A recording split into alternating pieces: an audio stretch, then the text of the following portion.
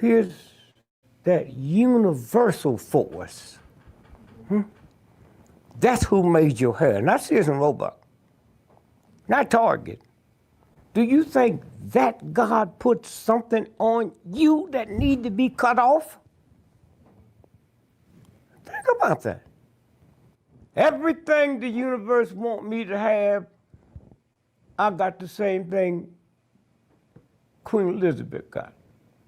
Huh? I got the same thing. You see, the universe made women, and men made queens. The universe made men, and men made kings. The difference between a woman and a queen and a man and a king is the way you wrap the gift. Enforcement, you ain't got no court order. What you say, boy? I ain't got what? The man asked, where's your court order to close this place down, Sheriff? What's your name, boy? My name is Mike. What's yours, boy? Would you recommend that people see Riverbend?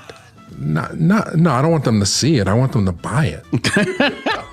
I want them. No, that's I want right. them to invest in the restoration of the film. No, that is right. If you just follow Reelblack Renaissance on Instagram, all the updates will be there, and you'll have it for the next generation.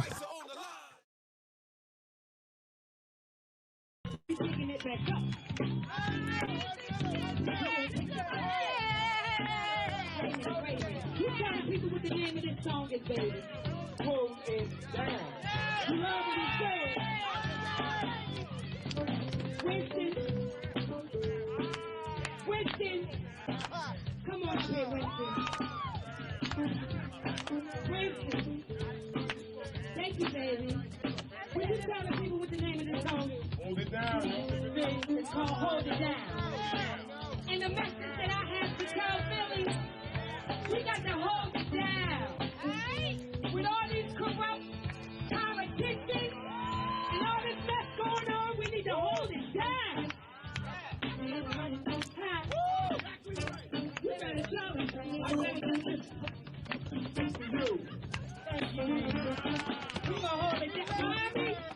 Mommy, hold it down here. I love you too, baby. I love all of you. I want y'all. Honey, you know I love you, baby. Baby, hold it down, baby, and cut. Hold it down and cut. Hey, LC, you better hold it down. Now, that you know what the name of the song is, you simply move it, right? Come on. We're playing the party in the park.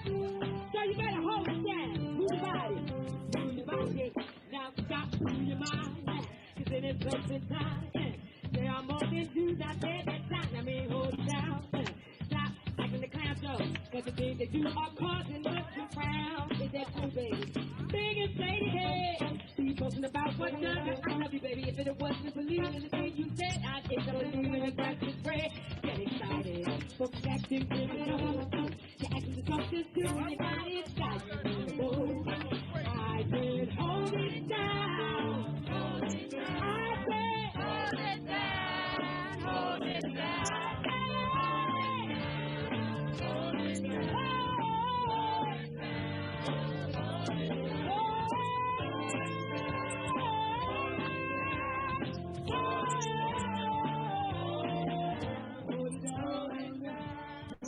Hey everybody, it's Mike. It's Saturday night. You're watching YouTube. You see me. You see Molly. Come here, Molly. Come here. I got a trigger. Let me move this down. How's everybody doing? The show's starting. I gotta show her this and then she'll come over, I think. Yeah, here she comes. Got treats. Hey, come here. It's Molly. She's slowing down, but she loves her treats. Molly McButter. Yup. Hey, Ruben. Hey, Bergen Paris. Hey, Chaz Flicks. It's Memorial Day weekend. And what's really fitting, I know you want to see Molly eat her treats. So what's really fitting, Memorial Day weekend, last week I had to take off because we were delivering all the files, putting all the edits together for the final Blu-ray, which I'll show you probably in about 20 minutes. We'll get to that. And then I want to look at some Malcolm X. I want to look at some other things um, from the vault just to keep us company. Hey, Dejan, I see you. Let me get this open for Molly. So, and hopefully she won't spill it on me. This churu is a little loose. Come here. Where you going? Come here. There you go. She tends to get all over the place. So she's a lot better. She's not howling at the moon anymore. I think her medication has gotten moderated. However, doctor says she's losing too much weight and they don't know what's wrong. And we're not going to go into all that because all it means is, um, you know, old cat would have to be on more medicine. But right now she's in good shape. She's in good shape and she's hanging out tonight with us tonight. So, you want to say anything? You can you going away. All right, go lay down. So how's everybody doing? So the exciting thing is the files are in. Yes, Riverbend is going to be a tangible reality for people who collect physical media, and that's exciting to me. I get the first copy, then Sam and Valerie get their copies. But in about 6 to 8 weeks, we're looking at probably, for those who've been asking, early August will be shipping, I would assume, but I can't make that promise just yet until we actually um, get the order placed with the replicator and what the stages for those who are interested. You got to take all the files that you've compiled, and I'll go through the list. I have a whole map here, what the Blu-ray is going to look like. I mean, this is my handwritten notes. These are going to be valuable one day, right? Yeah, right. But I'm going to keep this anyway because it's a good memory, and I put the date on it and everything. 5/15/26. We put together the map for the Riverbend Blu-ray and all the extras that are on it, and I'll go over that in a few minutes. So we put all the files together, make sure that they're all matching in terms of sound levels, and make sure there's no typos. Of course, there's always a typo, but hopefully we caught most of them. And then you send them to a guy who authors the disc. He takes the files and compresses them and does magic stuff to the files to make them all fit onto a Blu-ray disc. Then they send back a proof, which is navigatable. It's a file. It's not a disc yet. It's just the files in the format that can be played on a thumb drive on a Blu-ray player, and then you go and you test the disc on as many different machines as you can, because you want to make sure that it's navigatable and that it doesn't stick. Navigatable using all the different remote controls and different things like that, right? So then you send that off, the file. Once that's approved, you send that off to what they call as the replicator, and ours is overseas. So that adds time to everything that we're trying to do.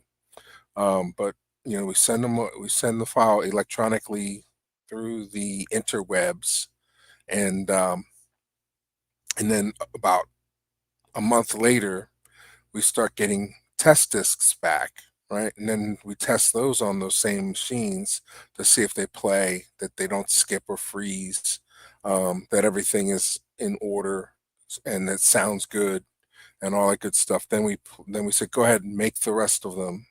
And then they go and they press up the rest of the discs, and then they ship them to us, and then we ship them to you, right? So that's the process, and it's really exciting.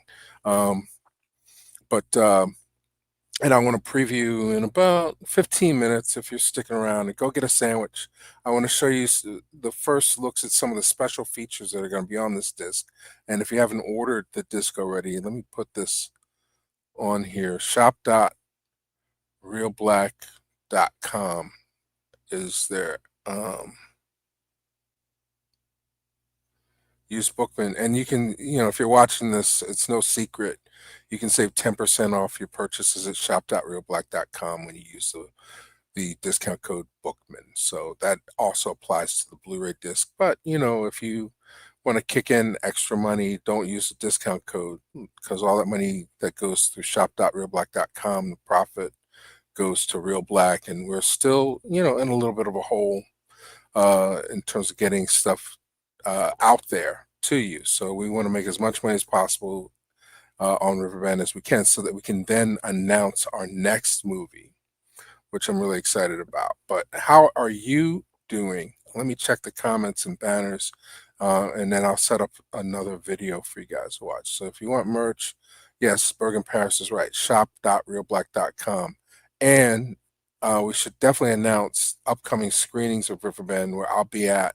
I'm not sure if I'm going to make it to DC, but we will be at the Light Reel Film Festival on Friday at 3 o'clock in the afternoon at Light Reel Film Festival in Washington, D.C. And that'll constitute the DC premiere. I should go down just in case, just to promote the disc, but I also have to get ready for New York, and that's going to be like a double duty trip. So working on a secret project, folks, but that'll keep me in New York a little longer than I had anticipated. But yeah, New York is June 17th. So it's a Wednesday, I believe, June 17th, if I'm not mistaken. I've been saying Wednesday, June 17th, Bergen Paris, but I could be wrong. It's definitely the 17th at 7 p.m. at Brooklyn Academy of Music. Check that calendar. I don't want to throw that off, but if it's a Tuesday, then I need to be there a day earlier than I thought. Hey, ML Foxworth. Wait, let me check here. You throw me off. It's Wednesday, June 17th. Fix that. Hey, ML Foxworth. Yeah, well, it's okay. It's okay. It's still June 17th. It's a Wednesday though.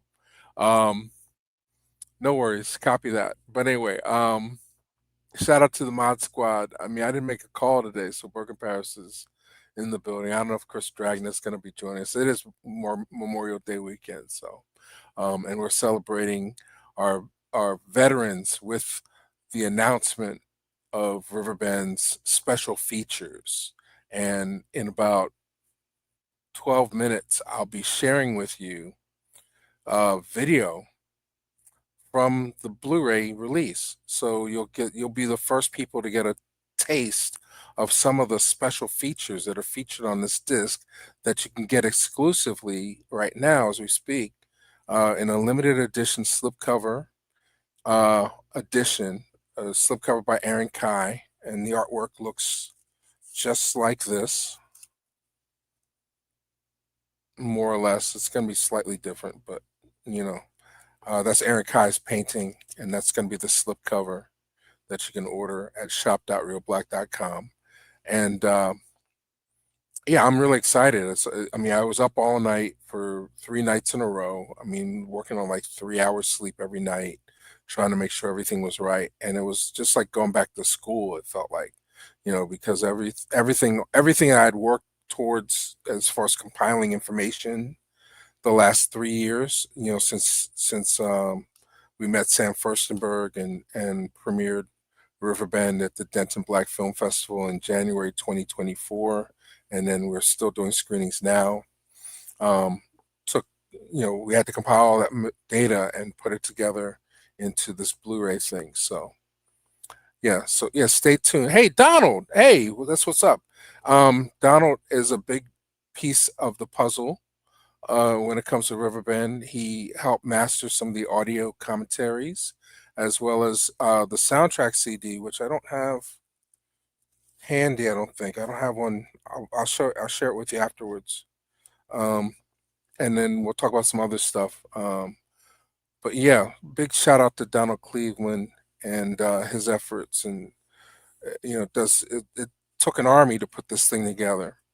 So Wednesday, June 17th, New York will have a chance to see it, and then in August, on August 15th, the DVD release party will be in Atlanta, Georgia, at the Plaza Theater, the world-renowned Plaza Theater. But get your popcorn. It's only about 2-minute preview. I'm not giving the whole movie away. You have to buy it. But I want to give you a taste of what to expect when you get your hands on it. Like, some people are like, I can't believe you're charging $40 for a Blu-ray, right? But think about the entertainment value that you get out of these packages, right? So first off, you're getting a movie that was not available for 4 decades. It's the very first time it's being made available. It's in pristine quality. It's the best it's ever going to look on this Blu-ray. You'll be the first to have it, and we're going to put a hype sticker on there that says first pressing. So it's a collector's item, right? So that's another reason to justify the price. And then it's loaded with special features, not just the movie, but literally hours and hours of content, hours and hours of content that will get you hyped up and wanting to share the movie with more people, because we believe that this movie, Riverbend, is a lost gem of Black film history. And I'll keep that momentum going. I'll pull another clip. Which one has Novotny in it? It's the Kickstarter preview. So yeah, big shout out to all our Kickstarter people. Let's do that. Before we get into the Blu-ray shout out, I'll show this in its entirety, and then I'll also play the Kickstarter backers, Kickstarter promo, and that'll get us to 11:30 Eastern time. So this couldn't have happened without you. You loved the movie. You gave it big positive reinforcement and support when we had it on YouTube in its VHS edition. Somehow, through circumstances, we managed to locate the negative and get the rights, to put this movie back out to the world. Oh, Dejan, I'm not taking guests today. Thank you, Loner. And Chaz Flicks, yeah. So I'm gonna play the videos. If you already got the link, you've already seen this. I'm happy to sign anything. I don't know if you want my signature, but we're gonna have in Atlanta, Valerie Vance will be there. I'll be there. I believe Julius Tennant's gonna be there, and Alex Morris, surviving cast members. We were trying to get Margaret Avery to come out to Atlanta for that screening, and Sam Furstenberg unfortunately won't be there. He has a prior commitment. But Atlanta is our DVD release celebration. That's where you can buy as many copies of the movies as you want, and have them signed. Just keep them. Buy one, give one to a friend. It's going to be a fun event. And that's August 15th, Saturday night. So anyway, I'm working on the timing here. Follow us at Reelblack Renaissance on Instagram and at Reelblack on Instagram. Let me get you warmed up. So Kickstarter is really important in terms of getting this movie out to the public, because it's a pre-sale. And I want to continue to, it was so successful, I want to continue to use that for other releases that we are going to be announcing soon. But this was the Kickstarter preview video, and then I'll show you the backers video. Then I'll show you what that helped pay for right now. The one movie that Steve James was really the main star, we have here an opportunity to bring it back to life. Hey, boy, I want to talk to you. Answer me! This is my answer. When I saw it, I said, holy cow. This is a filmic anomaly. I love this film.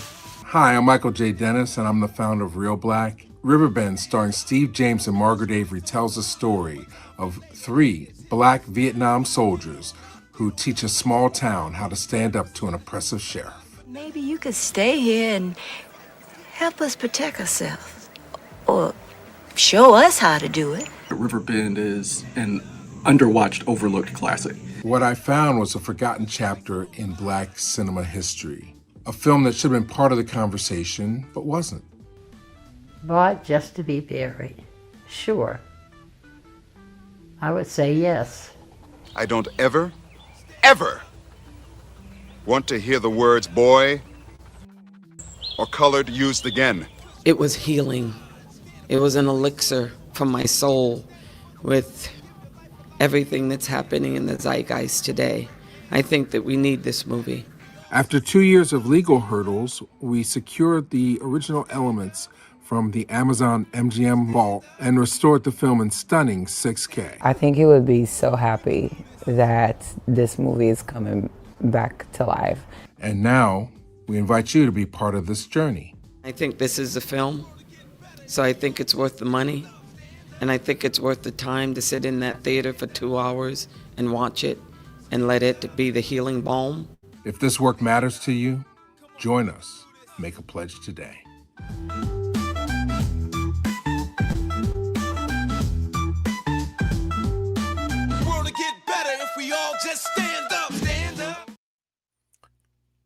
So that was our Kickstarter promo that we ran in, I think, mid-February, March or so. And we were able to raise close to $20,000 through Kickstarter. And that is helping to fuel the manufacture and replication of Riverbend that will be in your hands if you pre-ordered or backed us this coming August. So, you know, again, it's not officially announced until we know the date that they're supposed to be shipping them to us. I don't want to give dates and then change the date. I mean, but it's not going to be June 19th. But I mean, for those who place the orders in December, you'll get a special surprise on June 19th. And I'll probably tease some things out on June 19th, everybody else who placed the order. Marthon, hey, let's see what we got here. Yeah, Molly's right here. She's hanging in there. She's getting small. See how tiny she's getting? We're not sure what to do it. Well, we don't mind you watching it as a preview of the VHS on YouTube. It's actually on our channel. That's how we discovered it. I put it on the channel. It's a great story. So please watch it there. If you want to see it in better quality or own it, make sure that you purchase a copy. It's a limited edition, first pressing. After the first pressing, we're not going to have the O cards, the slip covers anymore. So you want to get in on that early. All right, so we're creeping up on 11:30. 11:30 is when I want to show you and talk through some of the previews. So before we get into that, actually, this is one of the previews. So the Kickstarter people who pledged a certain amount of money. I don't even remember what the amount was, but we thank everybody who supported the Kickstarter. But there was a select number of people that wanted to share publicly their endorsement of the product. So we did a special video, special feature that's going to be on the disc, and I'll share it with you now as a way of thanking publicly not only the people whose names are listed on this video, but all the people who were early adopters of the project. So again, couldn't do any of this without your support, without the viewership, without the level of interest in this film, you know. So without further ado, let's get into it. You guys ready? This is our Kickstarter thank you video. Let me pull that up. Kickstarter backers exclusive first look. Yes.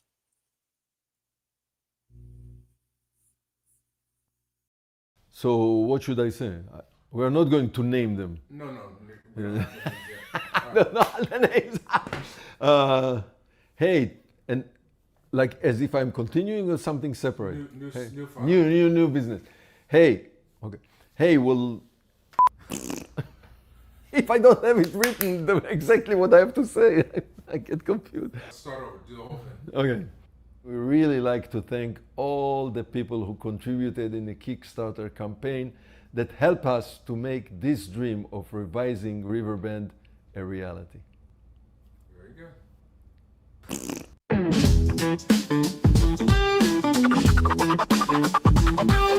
Nobody's gonna fight for you if you don't fight for yourself. There'll never be no rights for you if you ain't right with yourself. Stand up and be counted and counted out. The revolution is now, so come on, let's fight it out. No more time for laying low because your rights are on the line. You gotta stand up for yours, I gotta stand up for mine. Stand up. Stand up. Stand up. Stand up. Because your rights are on the line. Where's the time gun? for later is here with us now. We gotta get on up like James Brown. Stand for something or die for nothing. Get on up and let's fight. Let's get it jumping. Stand up. Stand up. Stand up. Stand up. Cause your rights are on the line.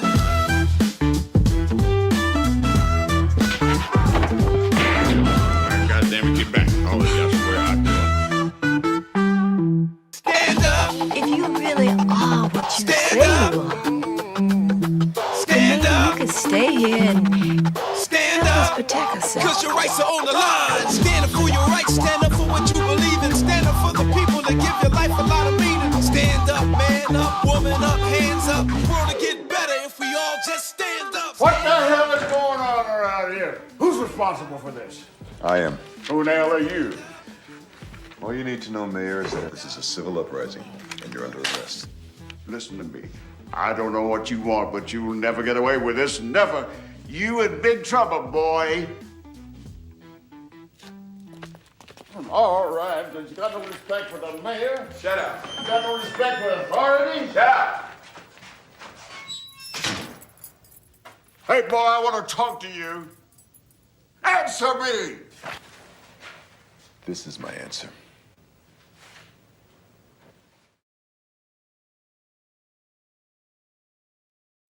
So you're the first to see that. Well, not the first, but the first to see it live. And I just caught a typo. I saw the fonts change thickness. So we'll fix that.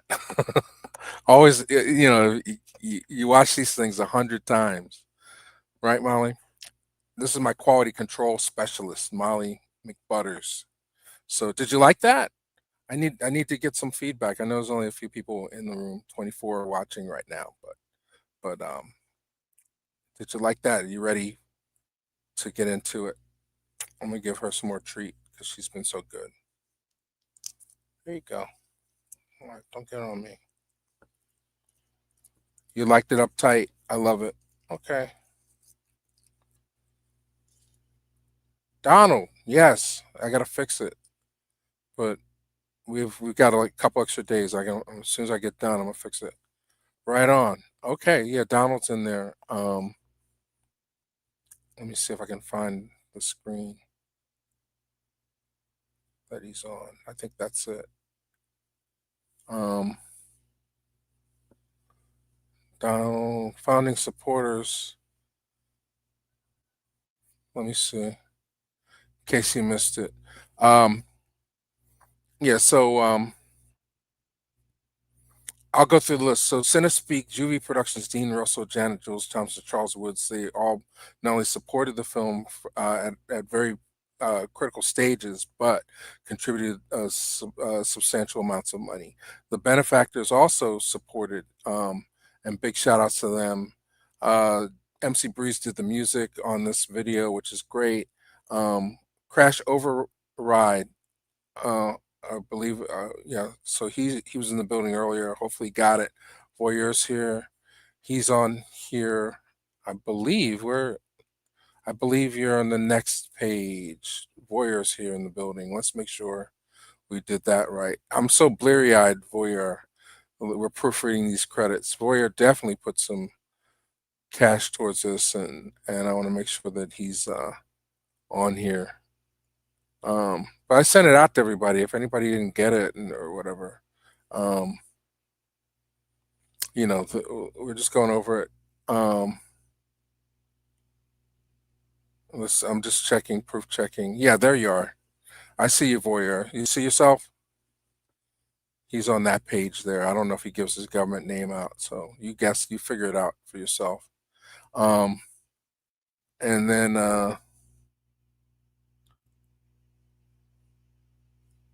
yeah, definitely. I mean, Voyeur been there from the beginning, and some of the stuff will be collector's items.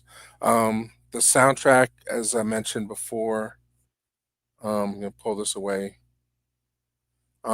This is a soundtrack CD. It's in the second pressing.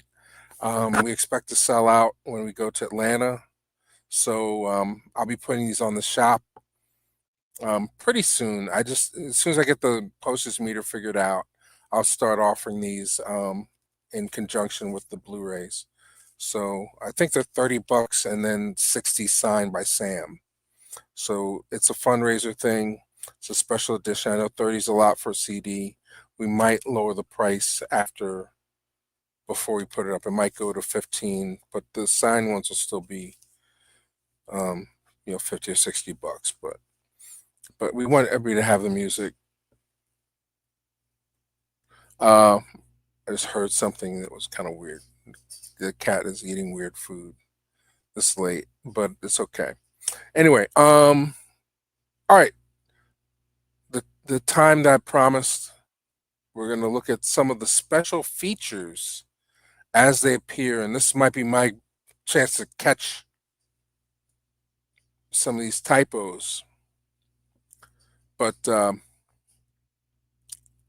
I'll show them to you. It's a 2-minute reel, and then I'll talk through them slowly, sort of like what we did. Okay. All right. Excellent. Thank you, Bella. I'm glad. I mean, I did the best I could. What's interesting about this disc, it's sort of we're giving Riverbend a Criterion treatment. For those collectors who know what I'm talking about, Criterion is sort of the gold standard Blu-ray boutique label. They're beyond boutique. They've been around forever, and they've always. I mean, half this wall back here is Criterion's, right? So I always felt that, I'm spoiled. Every film should get a Criterion treatment, in my opinion. But Riverbend has such a special story, not only of its making, its importance in the history of film, but also its disappearance and rediscovery, right? So we wanted to do something specifically for the fans of Steve James and Sam Furstenberg and of Black cinema. But it has a handmade feel to it. So I'm just going to read off some of the stuff that's featured. Well, let's just jump into it. I'm a visual learner, and then I can go over some stuff with you. But take a look at this sizzle reel. It's like an assembly, and I might put it together as a commercial later. But this is just a taste. I'm going to be quiet. I'm going to disappear. I'm going to let you soak it in the way that you like to soak it in. But I'm telling you now, pay attention, because you're the first people to see this. Where is it? First look. Here we go. Hollywood never intended or had any aspirations of putting on film blacks who had the militancy, the pride, the dignity, men in particular. Their image can't come off as threatening and subversive.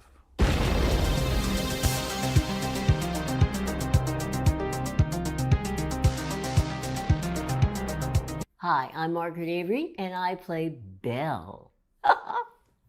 Belle is the woman of the house, and she is married, but when my husband dies, I fall in love with a hunk. Do you have a gun? No. Don't lie to me. Where's the gun? Don't you talk to me like that. I don't care who you people are. Listen here, I don't have time to play. Where's the gun? Inwood walked up to me and he leans over to my ear and he says, I'd like to take you out for some water on the rocks. Well, Jacob is just one of those people that lived in the same town, Riverbend, that the white culture had just overwhelmed him completely. And he was recruited to be an eagle. And it did his job well. Ended up dying in the end. Rest in peace, Jacob. Rest in peace. Okay, and you have a famous line in the movie. I've forgotten it completely till Vanessa started talking about it. What is it again, Vanessa? Tell me again. Say it again. I'm awful sorry about that, Mr. Cook, but this been a problem too long, and it's time for us to do something about it. That's why we're to protect ourselves and our families. You're a good man, Mr. Cook, but you wait. And right now, that's your problem. Now just move on inside the church. Go on.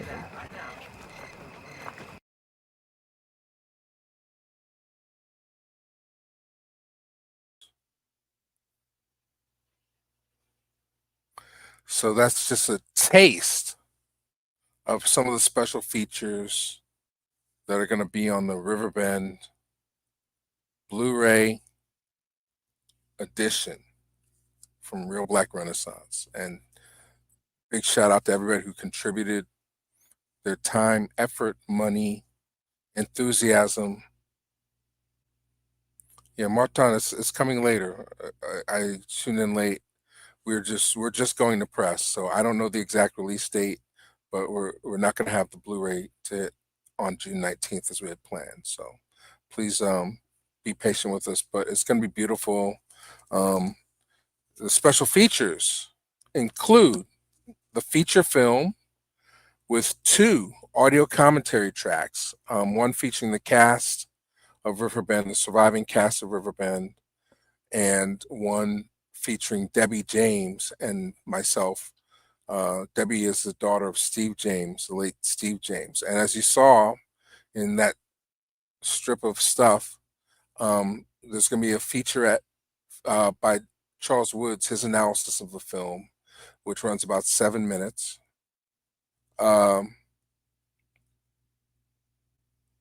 Aaron Kai, who did the painting, he's featured in terms of showing his creative process and how the poster was designed. There are 3 extra long features. One, a half-hour documentary, tribute, larger than life, a tribute to Steve James. Let me put this back up. Larger than life, a tribute to Steve James. Then there's Reflections on Riverbend with the majority of the surviving cast members sat down with us and shared their thoughts and memories of working on the film. Also, the extra long tributes include the Arrow Theater Q&A session. A lot of people on Patreon and Kickstarter have had a chance to see that already. But it's going to be included on the disc. It's the very first time that Margaret Avery had seen the film in 35 years, and Viola Davis was there. It was a very special night. So we're going to share that with everyone. The Orphan Film Symposium that I did in Columbus, Ohio, we're representing that presentation on the disc as well, with a slightly truncated version, 30 minutes it runs.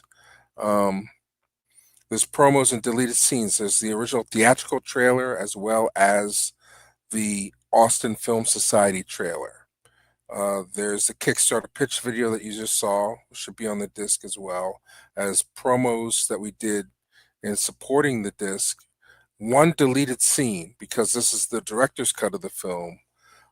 We have one deleted scene that doesn't appear in the film that was on the original VHS. This is the director's cut, remastered version of that scene.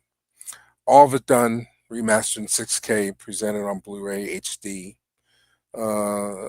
We have an introduction by the director Sam Furstenberg, a thank you reel and production credits, and then there's some Easter eggs which I can't tell you about.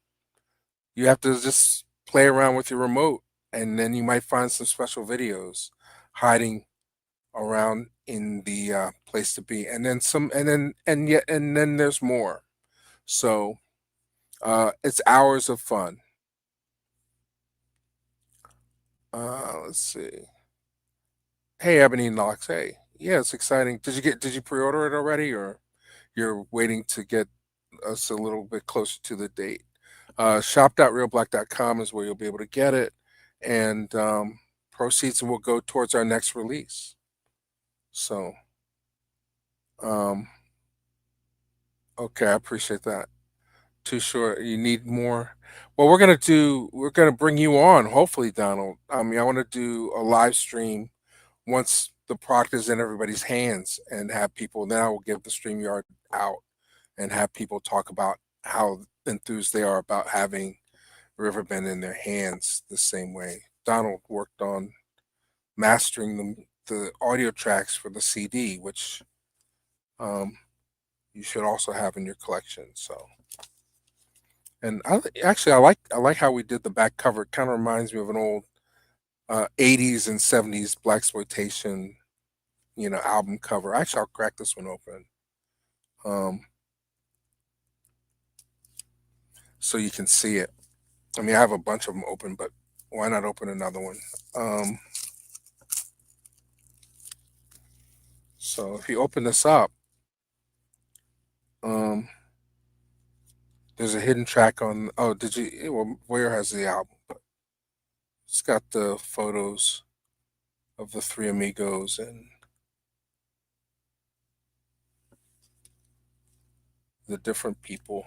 So, yeah. So help us restore Jim. All right. So that was that. I wanted to look at some other videos today. Oh, I want to talk about recent acquisitions, and then I want to close.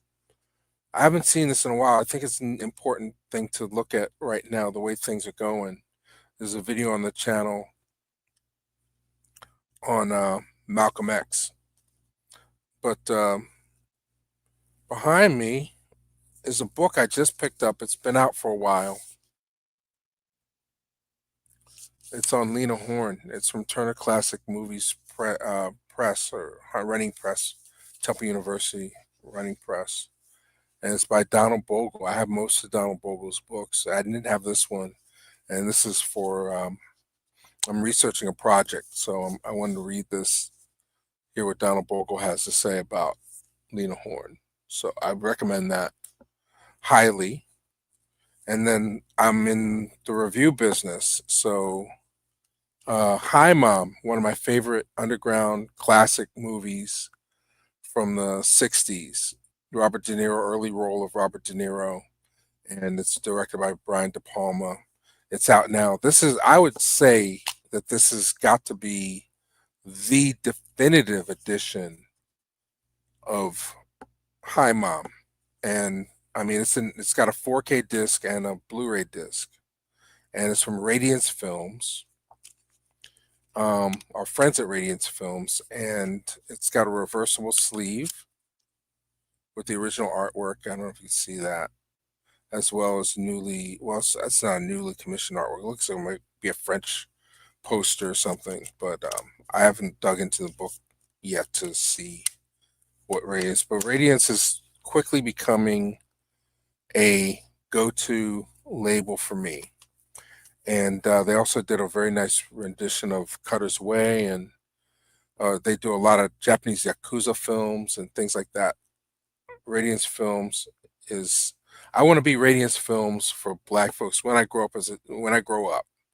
I would love to be Radiance Films. Let's see, DVD with it. Oh, okay, I got you, Voyeur. That movie, yeah. Hi Mom, love that movie. And we have a clip from Hi Mom. And then this one is another favorite. So definitely a big upgrade, soul to soul. It's been out of print for a decade, if not longer. Very hard to get on DVD. Very recently, it was going for $30, $40. Now for about $20, $25, you can get it on Blu-ray from Liberation Hall and MVD. It's Region A, so it's not all region, unfortunately, but it is HD upgrade of this great concert film from 1970, 1971. And it features Ike and Tina Turner, Wilson Pickett, Carlos Santana. I mean, a lot of people grew up with the soundtrack album in their collections. So if you had the soundtrack but you never heard the movie or saw the movie, it's on Blu-ray now. Now, keep in mind when they went to remaster this 20 years ago, Roberta Flack did not sign off on her appearance. I don't know why. Honestly, I don't remember what the reasoning was, but the Roberta Flack sections are not in this remastered edition, unfortunately. And they're lost to time, basically, because those VHSs of Soul to Soul go for hundreds right now. So, oh yeah, Black Tight Killers is a great one. Yeah. I recommended Black Tight Killers, and then Cutter's Way, I have over here somewhere. I started to watch it again. It's a great little film noir, and they do a very good job presenting it. And the other one that I liked from them was Japanese Yakuza Boss or something like that. I can't remember the name of it. There's so many Japanese Yakuza films coming out from Radiance. It's not funny. But that also kept me in mind with Soul to Soul being released. It made me excited to go back and rewatch some of my favorite 70s concert films, which include Soul Power with James Brown in Africa, sort of similar to Soul to Soul. Soul to Soul is about a group of for the most part, Atlantic recording artists that went over to Ghana for 14-day music festival, and it's sort of a travelogue documentary music concert film. And this is very similar. Soul Power, which is also on the When We Were Kings Blu-ray from Criterion, is a concert film that was made 30 years after the fact from found footage. That was recorded at the same time as the Zaire fight with Ali and George Foreman. And what happened was the fight was supposed to be the centerpiece of a big concert, music and arts festival that was being held. But Foreman got hurt and had to postpone the fight, but the music concert still went on. And originally all this stuff was being filmed because they anticipated making TV specials out of the footage, but it literally sat for the most part. Some of it leaked out on home video in the 80s, but for the most part, the footage remained in a vault for decades until it was brought back out and turned into this Soul Power concert film, which is one of the best James Brown performances you'll ever see. And it's one of the best concert films, in my opinion, ever made. So highly recommend that. And then this is the Oscar winner, Summer of Soul, which unfortunately, and I suspect that there's reasons why this never made it to Blu-ray. It's only on DVD, but it's worth seeing, and it's on Hulu. But it should be a Blu-ray, at least, if not a 4K. So check those out, and then I want to talk to you about. I gave you special features menus. Oh, Malcolm X time. All right, so let me see if I can find the video. I believe I pulled it. The City Desk, Malcolm X in color for half an hour, and then we'll close it up. Malcolm X.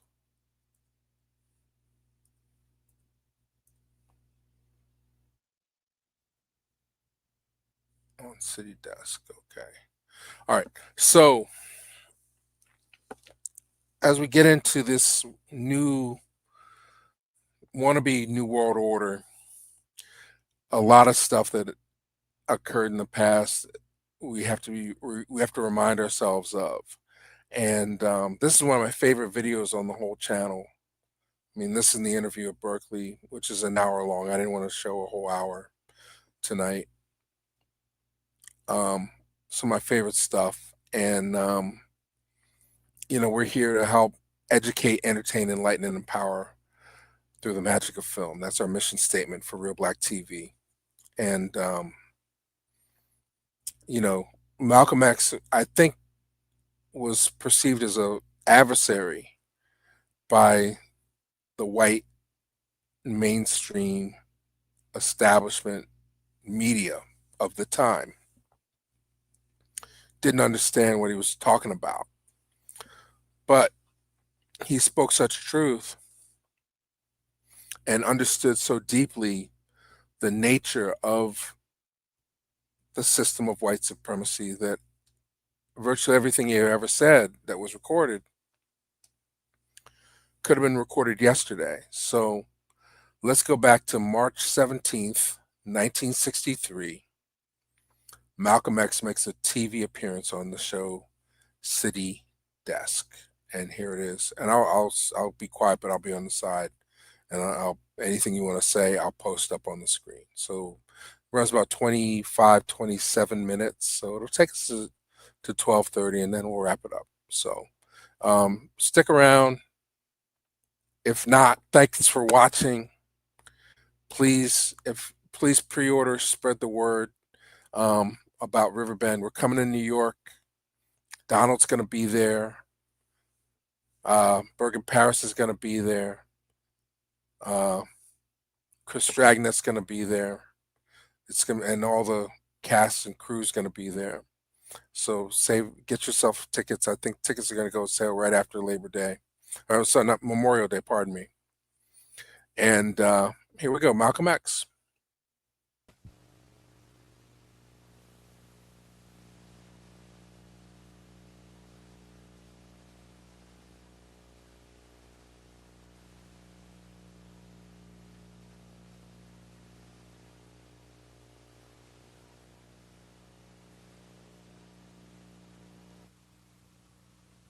Good afternoon. No matter what your point of view may be, there is significant in the growth in Chicago and across the United States, if not around the world, of a movement known as the Black Muslims, a movement which is popularly believed to preach a doctrine of hatred for the white race and the ultimate supremacy of the Negro race. The headquarters of the Muslim movement is here in Chicago in the 5300 block of South Greenwood, and its leader now is known as Elijah Muhammad. He's in residence here. The most active person in the spreading of the Black Muslim movement is Elijah Muhammad's second-in-command, who calls himself Malcolm X. And Malcolm X is our guest today on City Desk.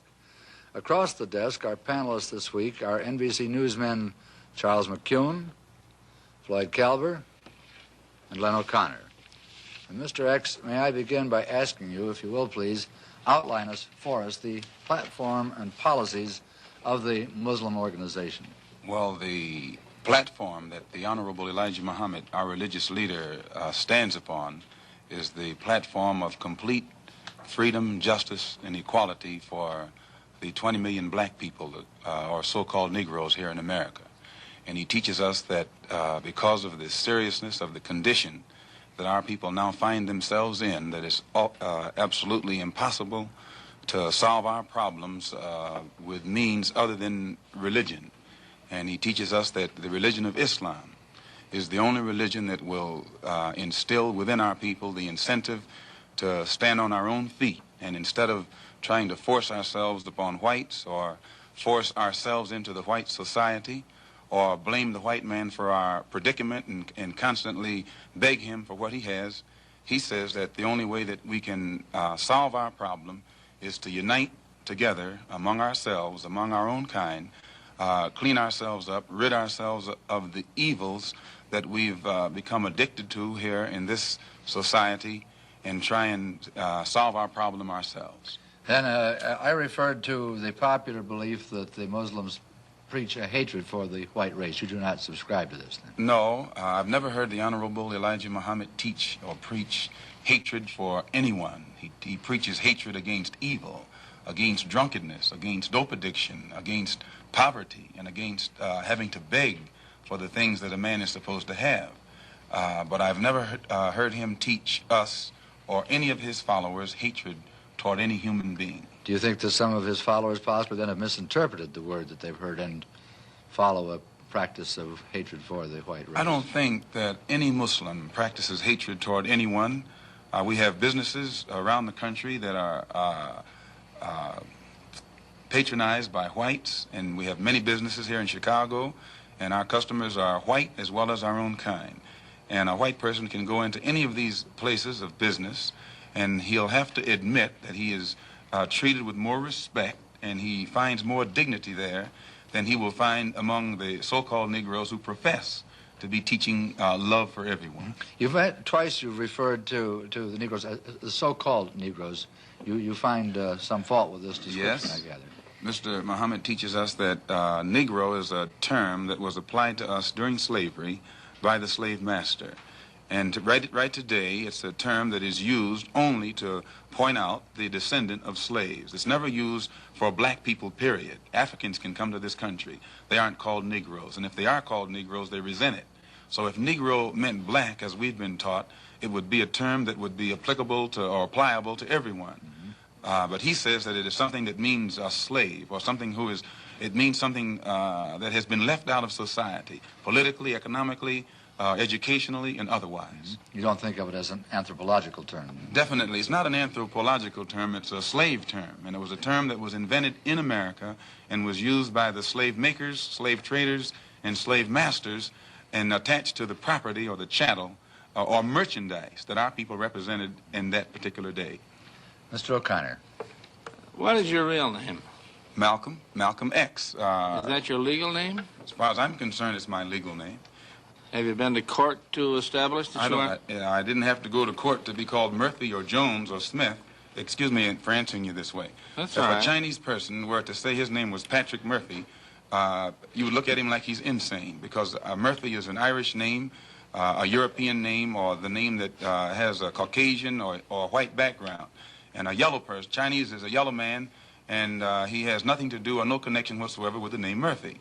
And if it doesn't look proper for a person who is yellow or Chinese to be walking around named Murphy or Jones or Johnson or Bunch or Powell, I think it would be just as improper for a black person or the so-called Negro in this country, as we're taught by the Honorable Elijah Muhammad to walk around with these names.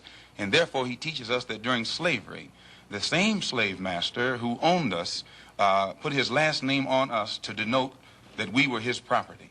So that when you see a Negro today who's named Johnson, if you go back in his history, you'll find that he was once his grandfather, or one of his forefathers was owned by a white man who was named Johnson. If his name is Bunch, his grandfather was owned by a white man that was named Bunch. Would you mind telling me what your father's last name was? My father didn't know his last name. My father got his last name from his grandfather, and his grandfather got it from his grandfather, who got it from the slave master. The real names of our people were destroyed during slavery. Was there any line, any point in the genealogy of your family when you did have to use the last name, and if so, what was it? The last name of my forefathers was taken from them when they were brought to America and made slaves. And then the name of the slave master was given, which we refuse. We reject that name today. You mean you won't even tell me what your father's supposed last name was or gifted last name was? I never acknowledge it whatsoever. Let me ask you about the status of Elijah Muhammad. First of all, is he ill? I spoke to him today. He is in better health than he has been. He's suffering from asthmatic bronchitis. Is that why he didn't attend your rally on last Tuesday? Yeah, the only reason that he didn't attend was his ill condition, and the weather here, especially on that particular day, was of such nature that it would have been almost insane for him to come. Well, now, did you hold that meeting last Tuesday because it coincided with the general election, the primary election? I think if you study the history of Mr. Muhammad's work and religious work in this country, we've had our convention on February the 26th every year for, I think, the past 33 years.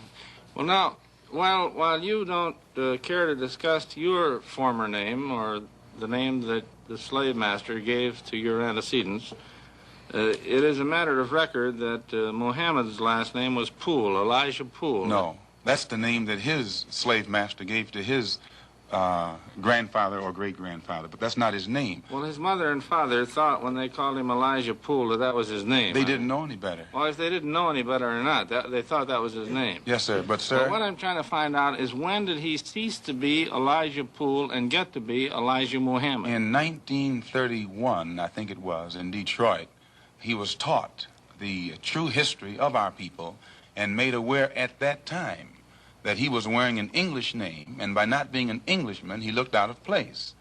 And his teacher gave him the name that he's wearing today, Muhammad, Elijah Muhammad. All right, now when did he become what he purports to be in your literature, the son of Allah? I've never heard the Honorable Elijah Muhammad referred to as the son The of prophet Allah. of Allah. Okay. I've never heard him referred to as the prophet of Allah. What do you refer to him Messenger of Allah. All right, the messenger of Allah, and I appreciate the correction. Yes, he says that a prophet is somebody who predicts the future, and he's not predicting the future, whereas a messenger is someone who carries a message that has been given to him by one who authors that message. Well, now, who gave him the message, and to whom is it supposed to be delivered? Master W.F. Muhammad, the one who taught him, is the author of the message. He gave it to the Honorable Elijah Muhammad, which makes him the messenger.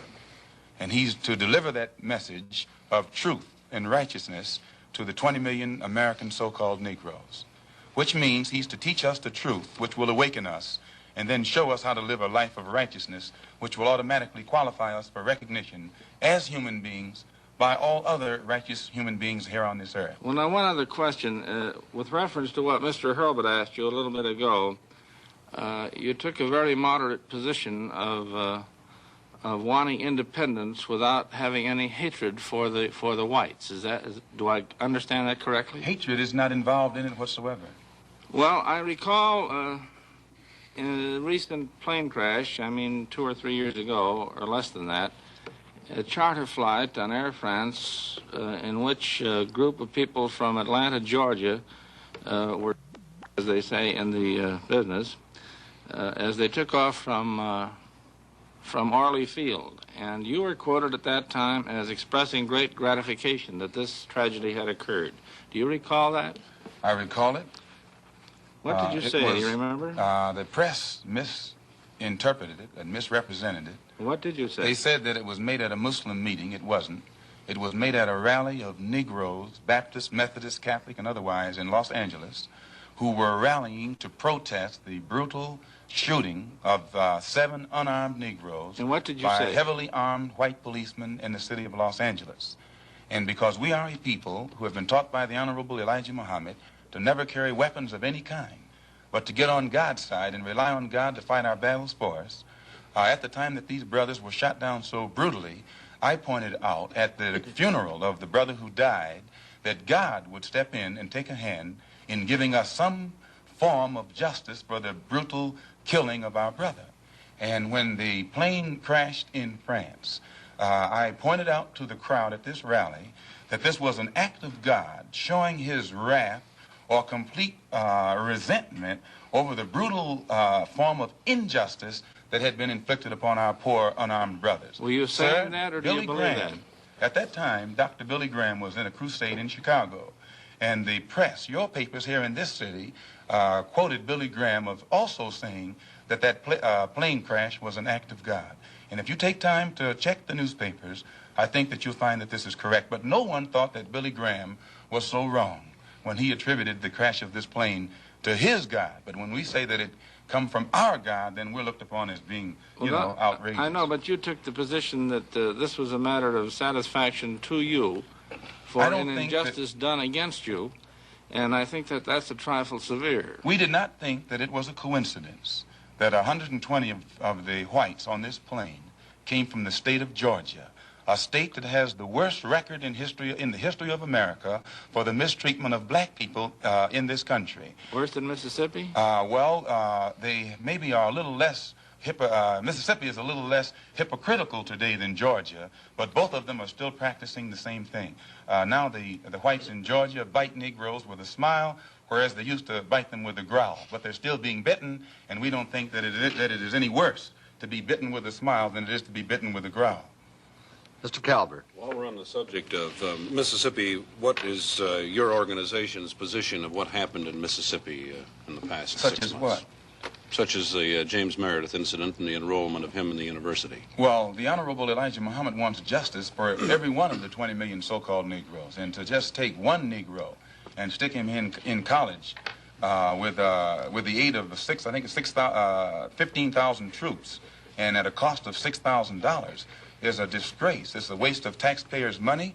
It's a farce. It's hypocrisy. Because if it's right for one Negro to be forced into that university, then every Negro in the state of Mississippi who is qualified has the same right to go to that university. And if the government is not ready and willing to enforce the right of every Negro in the state of Mississippi, then, in my opinion, sir, it's only hypocrisy to pretend that they are for justice by pushing one Negro in and blowing it up all over the world to make it look like they're solving the problem when millions of black people in that state are still going to segregated schools and getting an inferior education.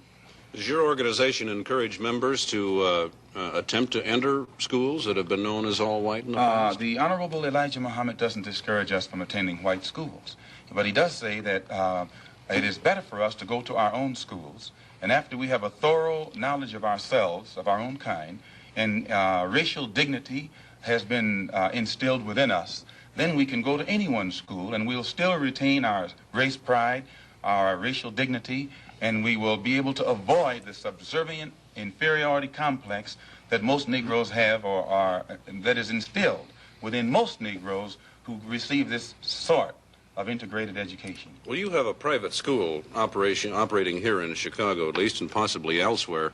And it's been a subject of controversy lately.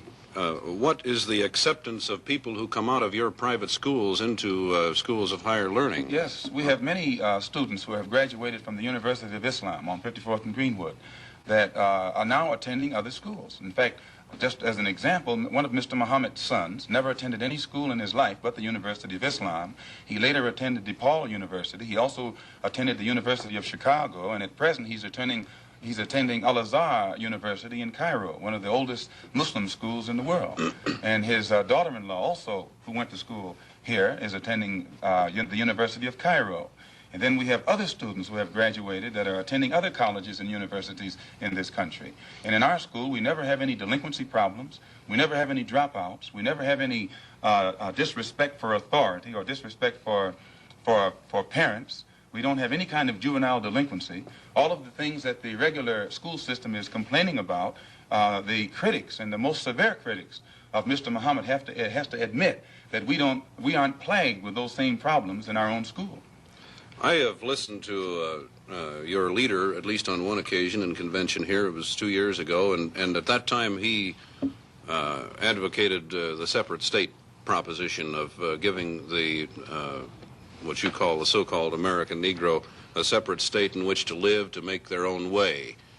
Would you explain that philosophy, please? And have you had any support for it from anybody in official ranks? Your first question first. To my understanding, what Mr. Muhammad has said is that he wants freedom, justice, and equality for the black people here in America, which you agree they don't have. If they did, you wouldn't have a race problem. And he says, if America cannot bring about freedom, justice, and equality for our people in this country, then America should allow us to leave. If we can't get along together, we should be allowed to depart and go someplace where we can set up housekeeping for ourselves. Then he says, if America doesn't want us to go home among our own people, and at the same time they want to keep us here, since we can't stay here and get along together in peace, he says what America should do is separate part of the country and give us a section where we can live, and give us everything we need to get our particular section functioning independently, support us for 25 years until we are able to function independently in a society of our own, and in this way the problem will be solved. Mr. McCune.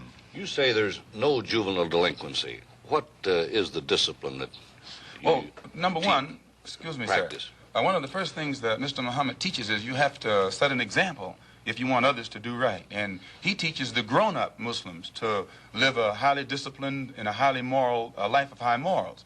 And by the parents displaying the highest of morals in front of the children at all times, automatically this sets a pattern or an example for the children. And in our schools, our children, the emphasis is placed upon the recognition of authority.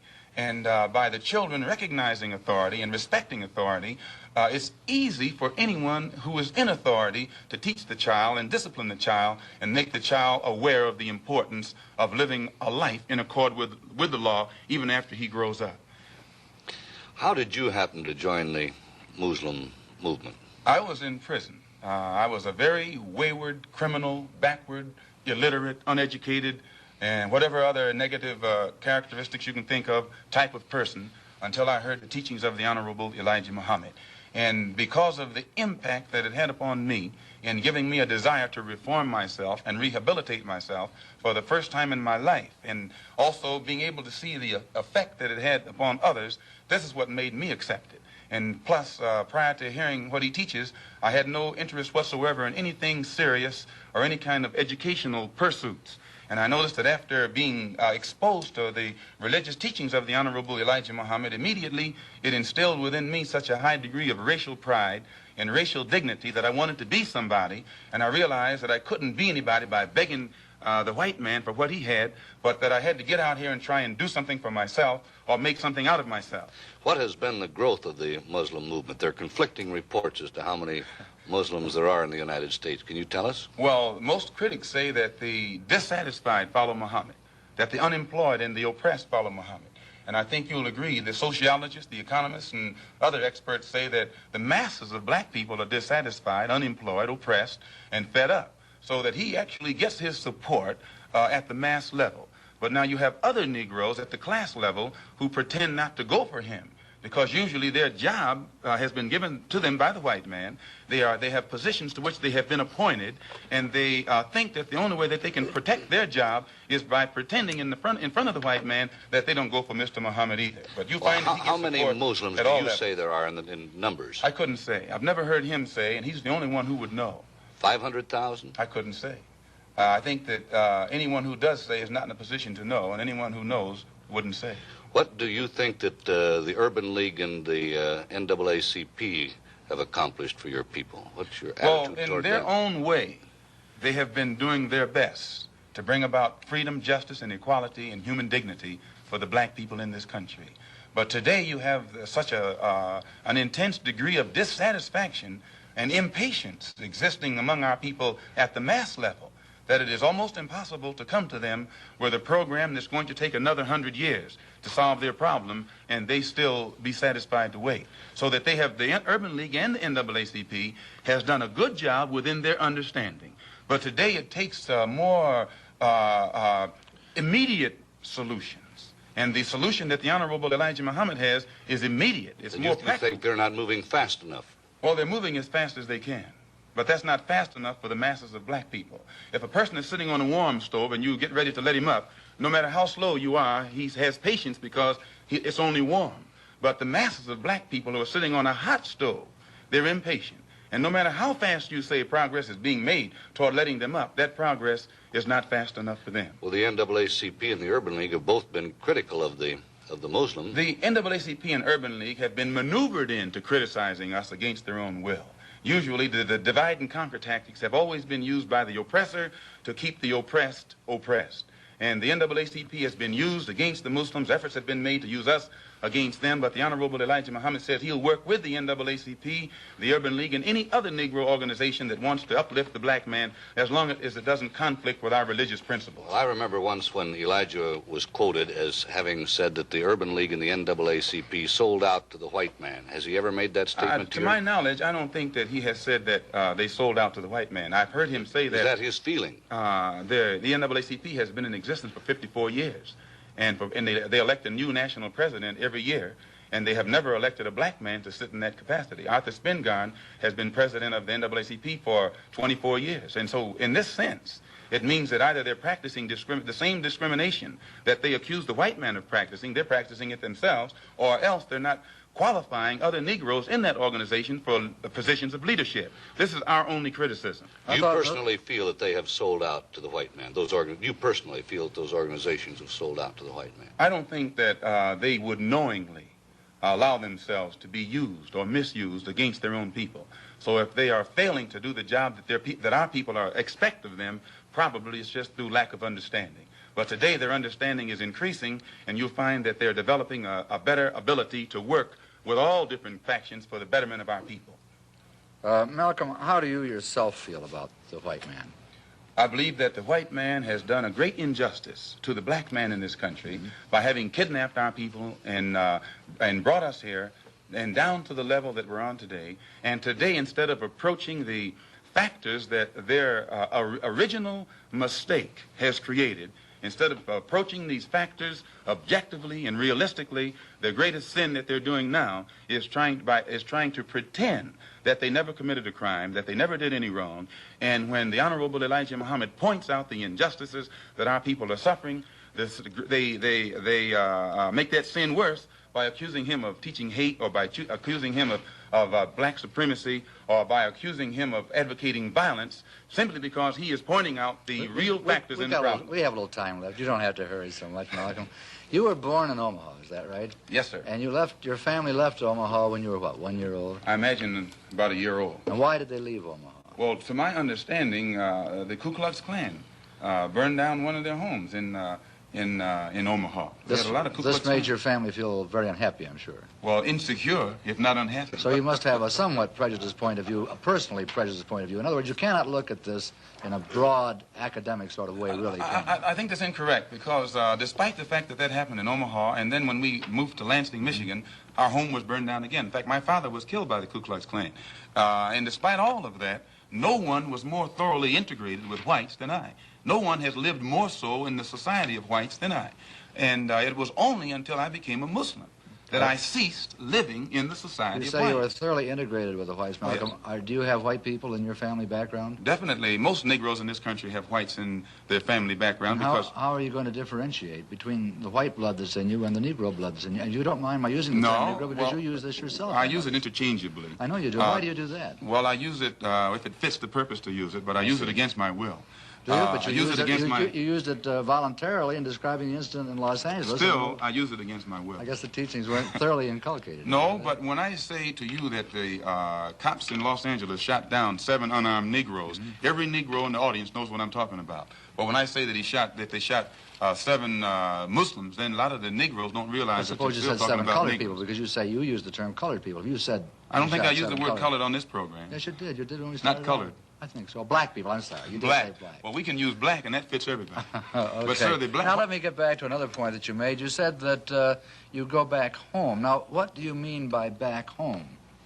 I've only heard the Honorable Elijah Muhammad say, back among our own people. From you whence said back home. You don't mind my saying. Right, back home. But by that he means... Do you mean back into the roots of Islam, or do you mean back to Africa? Back home. And by back home he means back into our original civilization. And if you study history, the Islamic culture existed in West Africa, but your Central family Africa. Didn't come from an Islamic background originally, did it? I mean, you came from the proud tribes of Africa, which is I think you'll find, sir, that one of the Islamic culture. I agree, there is existed widely in Africa, Central Africa, West Africa. I agree. I've met many people in there. Mr. O'Connor. With regard to that tragedy out there in Los Angeles, I myself refer to it when it happened as the tragic police action, so I am not totally biased. Thank you, sir. Coming from Muhammad Speaks, which is the publication of your cult or your religion, Elijah Muhammad referred to the policemen out there, the white policemen, as devils. He said, there is no justice here for us black people. There is no future for us nor our children in civilized America. Doesn't that imply that you're going to get out, or that's his wish that you get out? If he referred to those policemen out there as devils, who were heavily armed and knew that the Negroes whom they were shooting down in cold blood were not heavily armed, I don't think that those policemen themselves would deny that they're devils, nor would any Negro who witnessed such a deed deny that they are devils. Well, about the other part of it, there's no justice here for us black people. There is no future for us nor our children in civilized America. And I didn't make that up. He said it in his own And he's correct publication. in what he says, sir. Well, what does it mean? Does it mean you're going to get out, or it what? means the same thing that Attorney General Robert Kennedy means when he says that the #1 domestic problem in America is the race problem. That it is almost impossible to solve it. It's almost impossible to give justice to Negroes. One brief thing further. I read also in Muhammad Speaks the quotation that Elijah Muhammad is the only person on earth who is on personal speaking terms with God. Do you believe that? Definitely. You do? We're going to have to leave it at that. And Malcolm, I'm sure he's done a good job in rehabilitating you. It was a pleasure to have you on City Desk. I'm in Chicago for the next 3 weeks at the local mosque at 54th and Greenwood for a special lecture series.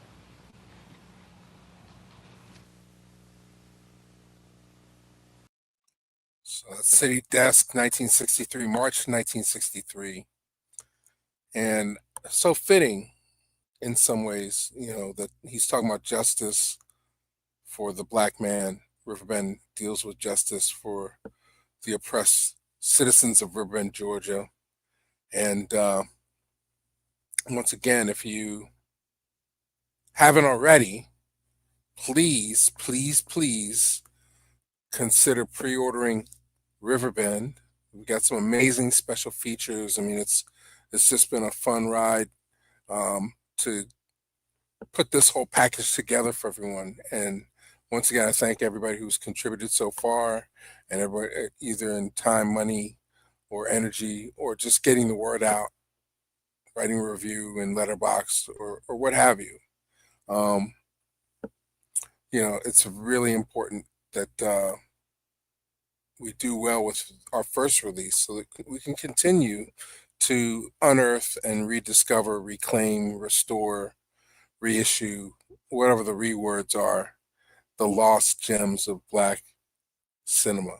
So that's our mission statement for Reelblack Renaissance, is to restore, reclaim, reissue the lost gems of black cinema. So appreciate you, Sherelle. I see you. I see Bergen Paris. I don't know if Voya's still here, but I'll give him a shout out. And Donald Cleveland, of course, Dejan, Martam, everybody who came through the room. It's always fun to hang out. And I got to fix those titles on that thank you video. I'm so glad I played it on a regular screen. Did not notice that until we did it tonight, but appreciate you. And Molly, you want to say goodnight? She's knocked out. I'm going to get her to come up, though. Hey. Hey, old lady. They want to see you one last time. Oh, she's like, oh, again.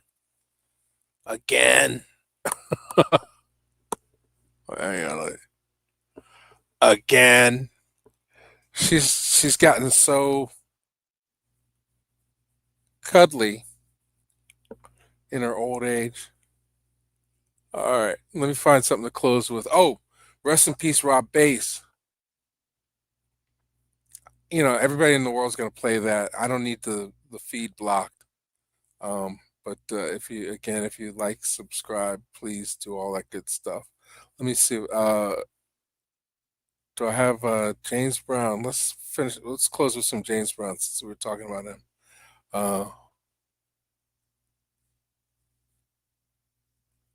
Oh, Patty. Okay, happy birthday, Patty LaBelle, 82. God bless her. I only met her one time. She's in Philly. I've only met her one time. It's kind of bizarre. I know people have been over her house. I've only met her one time. Patty, happy birthday. I know it's going to be a big celebration over there. Let me see what James Brown.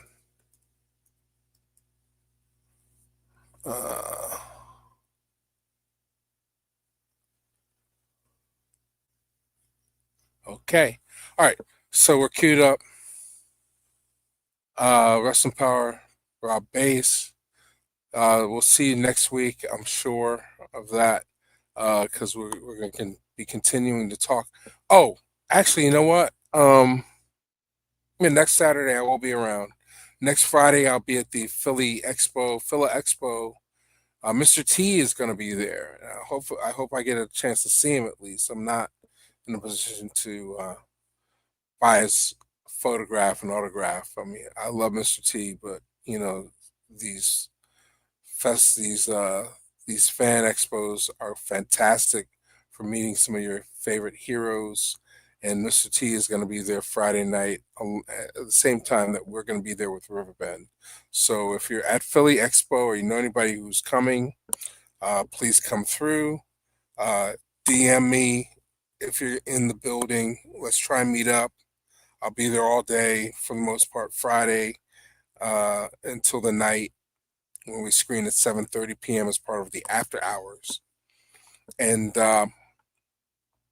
Saturday, me and Austin Squateri at 3 o'clock or 3:30, I'm not sure what time it is, are going to be doing a restoration demonstration where we talk about the process of restoring Riverbend.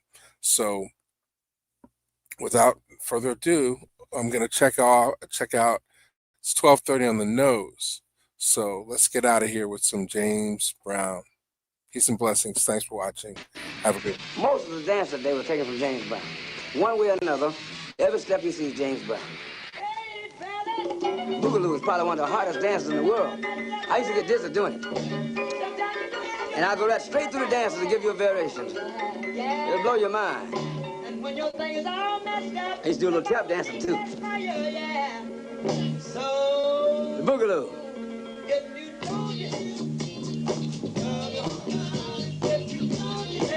The funky chicken. The old James Brown. Mashed potatoes.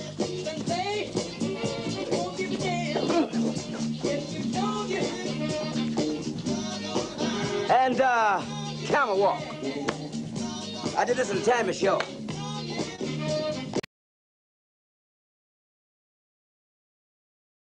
You know, most funky chicken. The old James Brown. Mashed potatoes.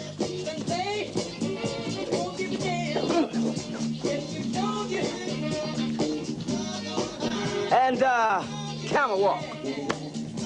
I did this in the Tammy show.